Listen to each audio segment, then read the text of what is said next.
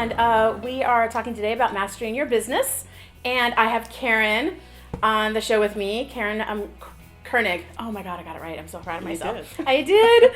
Karen, tell us a little bit about who you are and what you do. So currently I'm a financial advisor in financial services, and have done that for 3.5 years. Okay, tell us a little bit about your background, because we've had a couple conversations about your background. Yeah. And so tell us a little bit about your background. So I spent 26 years in the military, 6 years in the aerospace industry, and then now in financial services. Okay.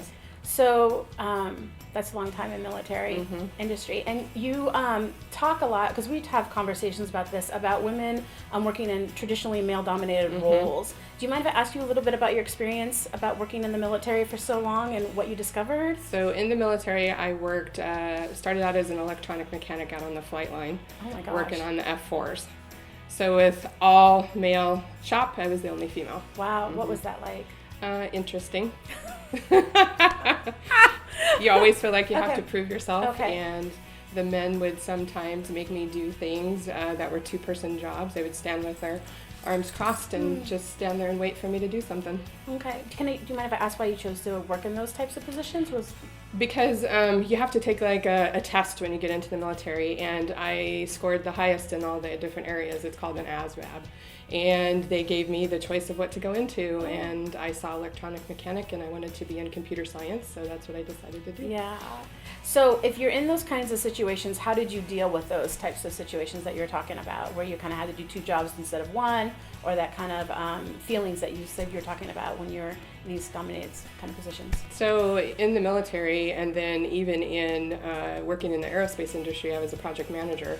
I mean, again, a male-dominated field, you just always feel like you have to prove yourself, that you have to do something a little bit better than the men do. Okay, and why do you think we have to do that? I just think it's because women aren't taken seriously in certain types of fields, and we don't feel like we're equal to the men sometimes. So we sit in the background and we just act as caregivers instead of as the people that we should be. Like the badasses that the test obviously proved that you were. Exactly. Right? So you had a test that says you're a badass, and then you kind of feel like maybe you should be caregivers. And there's nothing wrong with caregivers, but there's a bit of stigma that seemed to happen to that, right? So why do you think we have that? What is that? Well, I talk about it a little bit in the book that I wrote, and it's because we came up through the time where women were in traditionally female roles. We were stay-at-home moms. If we were in the workforce, we were administrative assistants.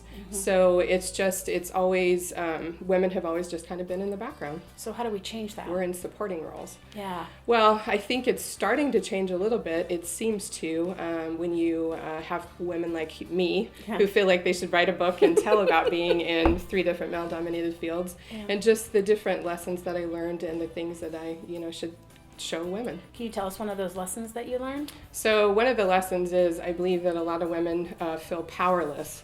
So like in the boardroom, we tend to sit on the outskirts of the big boardroom table, and we'll sit there and take notes, and we won't sit up at the table with the rest of the men. I've watched it time and time again. Really? I know there's the book out, Lean In, right? And I'm assuming that you've read that book as well. Yes. And I think she has some conversations around that, being stepping up and leaning into it. Right. Do you feel like that's moving forward a little bit, or is there still some delay going on? I still think there's a delay. I mean, even in the financial services industry, they've only gone from 19 to 23% women financial advisors. So it's because I think women don't think that they can do the job. Why do you think women can't do the job? Why do you think there's that mindset thing going on? Well, I'm in recruiting for the current financial services that I work for, and what I find is women just, they think they have to have a finance degree. They think they have to have to know how to place trades. They need to know what kind of investments to put people in. But really, all you have to be is good with people. Which is pretty much we're jibber jabbers for the most part, not Right. everybody, but I'm a jibber jabber, right? Right. So we seem to do that naturally, even in our skill set, but we have this assumption that it's not a good skill or not a good job for us, right? So I feel like, I could be wrong, but it feels like we're talking about a lot of mindset problems that are going on, right? About breaking those boundaries. What are some of the ways that we can maybe start tackling that and breaking some of those boundaries and those mindset things? Well, one of the things I talk about is women feel men are 100%, they don't have to be 100% proficient at something to go just full force into it. Women feel like they have to be perfect. So men could be 65% efficient at something and they go, yep, I can do that job. And women are like, hey, I don't know, I don't have a finance degree for that. I can't be an electronic mechanic out on the flight line because there's a bunch of men out there. I can't be a construction project manager because it's a bunch of men that are doing that field. What do I know about construction management? So if they have that thing that happens, and then what happens if they have an obstacle? Because you obviously had obstacles and things kind of thrown at you for being a woman. How do we handle that in those type of situations? Well, so what I did in some situations, yes, I did have to go to a command position person and say, hey, this is just not right. In other cases, I just continued to forge forward and go into different areas that I enjoyed. Do you think it's because you had a center of self?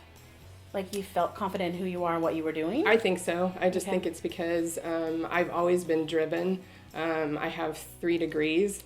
So I've just always, been interested in learning, interested in doing the best thing that I can do at any job that I'm doing. So if we don't have 3 degrees and we don't have a lot of confidence, what can we do? Like, Karen, what can we do to start pushing ourselves to start leaning in? So I talk a little bit about it in the book where... I gotta show you the book because it's really pretty. Look at this. I like it because there's a really pretty shoe on there. There's a pretty shoe on here, right? Yeah. So what do you talk about in the book? One of the things. So I talk about several things where you have to ask for help. Okay. A lot of women tend not to ask for help when it comes time to do something. I talked a little bit about that when I was divorced and I didn't have enough money to feed my kids on the weeks that I had them. And I waited the longest time to ask my ex if he would give me support for that.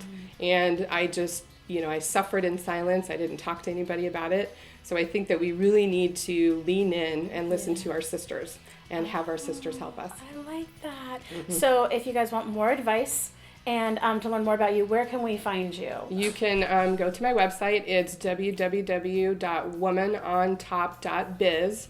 And you can go there to order the book. And there's also a bonus. So if you go to www.womanontop.biz/bonus, there's a bonus workbook that goes with the book.